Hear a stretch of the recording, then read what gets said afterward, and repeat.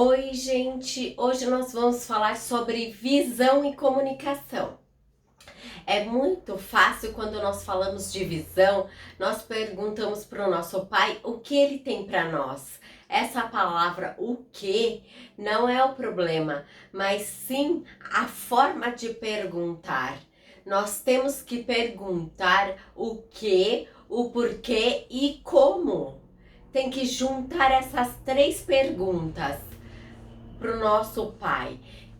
Perguntar para o nosso pai o porquê eu carrego essa visão, porque ele me incumbiu disto, quais foram os dons que eu carrego que vai fluir nessa visão.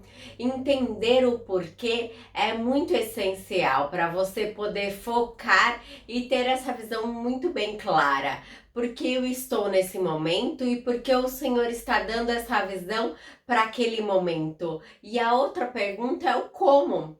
Como nós se apaixonamos muito pelo que e nós esquecemos de perguntar o como. Falar para o nosso pai como que eu chego lá. O nosso pai, ele não vai te dar uma visão e não vai te dar estratégias para como chegar lá. Ele vai te dar tudo por completo.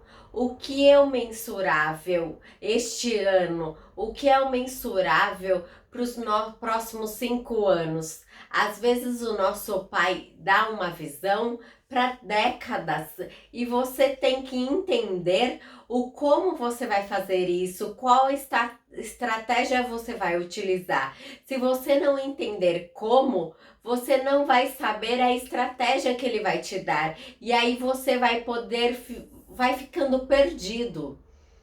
Quando nós entendemos o como e o tempo que o nosso pai quer para essa visão, nós ficamos menos ansiosos, nós entendemos o processo, nós refletimos sobre isto. Agora, quando você não sabe, você pode pegar estratégias erradas, fazer coisas erradas para você conseguir chegar nas próprias pernas e não no tempo que o pai quer. Quando você só tem o que, você gera crises em você de ansiedade, crises que não tem como. Quando você entende o como, o porquê e o tempo que o pai quer, aí sim você vai conseguir focar e entender o plano que ele quer para você. Quando nós falamos de visão, nós vemos em Abacuque 2:2, onde o nosso pai fala para escrever a visão. Faça bem legível sobre uma tábua para que todos possam ler, até quem passar correndo.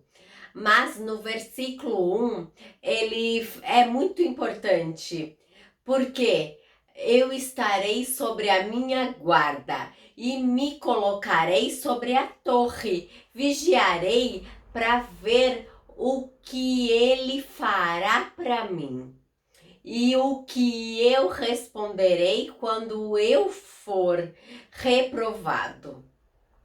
Então nós entendemos que aqui Abacuque, essa reprovação, é aquele que estava com uma queixa, que ele não conseguia resolver. Ele estava com um questionamento que ele não conseguia trazer, entender. Ele estava lá, em crise, vendo que as coisas erradas que estavam acontecendo em Israel. Você vê que Abacuque, ele se posicionou. Ele teve uma perseverança sobre isso e ele tinha uma visão. Não é só sobre a visão. Isso é um reflexo que as pessoas tratam a visão quando elas vão direto para Abacuque 2:2. Elas não passam por Abacuque 2:1. Então, nós temos que entender que isso teve um posicionamento de Abacuque para ele poder chegar naquele momento, para que ele pudesse revelar isso, ficar aqui, tomar posição de sentinela nesse posto e aguardar. Porque tem muita gente que tá ansioso. A gente é muito ansioso. Não, eu quero essa visão logo, eu quero que aconteça isso para hoje. Não quero esperar muito. Essa esperar causa ansiedade, mas tem algo que é o nosso posicionamento e a nossa permanência. Este posto de vigília, esse posto é minha responsabilidade, é a sua responsabilidade. Normalmente a gente terceiriza, mas quanto eu estou me posicionando, eu estou jejuando, quando eu estou subindo nessa torre e falando, eu estou aqui, eu estou posicionado, e se eu não receber nesse dia, amanhã eu vou estar aqui de novo. E daqui um ano eu vou ficar aqui de novo, vou seguir perseverando, eu vou seguir posicionada até chegar a bênção, a visão. Isso em Salmo 73, o que Azar fala? Quanto a mim, os meus pés, 73, 2 e 3. Quanto a mim, os meus pés quase tropeçaram. Por pouco não escorreguei, porque tive inveja dos arrogantes quando vi a prosperidades deles.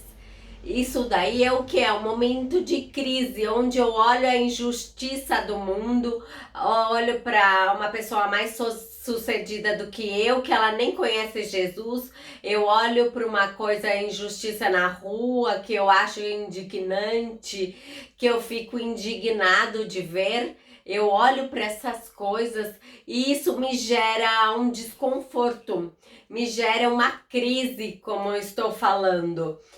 Mas olha lá para frente, Salmo 73, versículo 16 e 17. Quando tentei entender tudo isso, achei muito difícil para mim. Até que, presta atenção, entrei no santuário de Deus, então compreendi o destino dos ímpios. Deixa eu falar uma coisa, a crise que é gerada, ela tem que te levar para esse lugar. Eu tô em crise, eu tô olhando para as coisas, não estou entendendo, tô olhando no muro porque isso tá assim, a minha conta bancária, minha família, até que eu entrei no santuário do nosso Pai e assim eu compreendi o destino. Aí sim, tentar entender o mundo e as injustiças sempre vai ser muito difícil pra gente com os olhos humanos. Vai ser difícil, mas isso é o que gera muitos reflexos não saudáveis na sociedade. Porque nós entendemos que o problema está em nós. Nós vimos também em Abacuque, ele volta e ele se deparou para ouvir a resposta do nosso Pai. Nós vemos que Abacuque, ele tinha uma queixa que incomodava ele muito. E ele busca para entender o que o nosso Pai dirá sobre a queixa dele. E o Pai, ele responde a sua visão.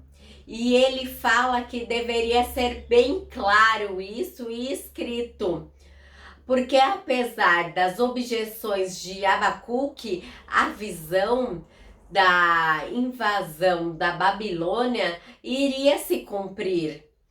E o povo era tão arrogante na Babilônia, eles eram tão ímpios como Abacuque havia imaginado. Então nós vemos que o justo, ele deve ter fé na bondade do nosso Pai.